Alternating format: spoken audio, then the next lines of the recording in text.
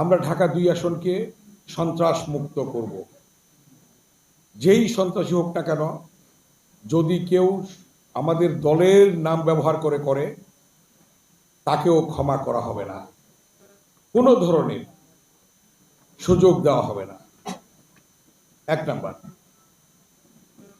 2 number, আমরা এই ঢাকা 2 আসনকে, এই 3টি ইউনিয়নকে আমরা চাঁদাবাজ মুক্ত করতে চাই। কোনো চাঁদাবাজি কেউ করতে পারবে না। যদি কেউ করে তাকে আইন শৃঙ্খলা রক্ষাকারী বাহিনী তাৎক্ষণিক গ্রেফতার করবে।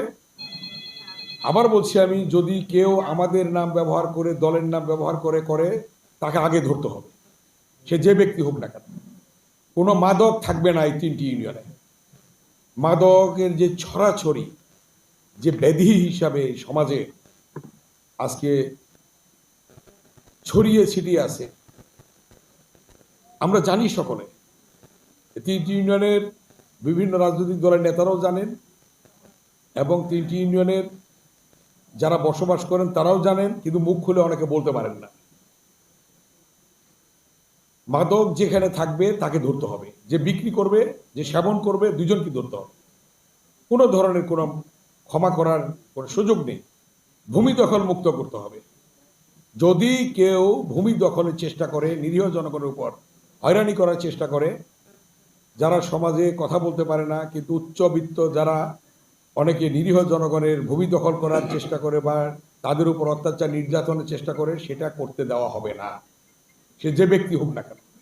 আমাদের এই ঢাকা 2 আসনে আমি 3টি ইউনিয়নে ঘুরে ঘুরে দেখেছি, বিশেষ করে তেঁতুলঝোড়া, আমিনবাজার, ভাকুরতা, অপরিকল্পিত বাড়ি ঘর উঠেছে। রাস্তা নেই, একটা অ্যাম্বুলেন্স ঢুকে না, লাশ নিয়ে যাওয়া যায় না। এখন থেকে যে বাড়িঘর হবে, আমাদের ইউনো মহোদয়ের কাছে অনুরোধ থাকবে, আপনি এই ব্যাপারে পদক্ষেপ নেবেন।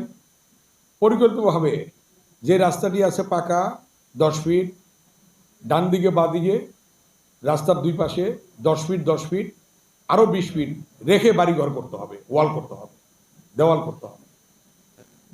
তাহলে জনগণের সুযোগ সুবিধা বাড়বে।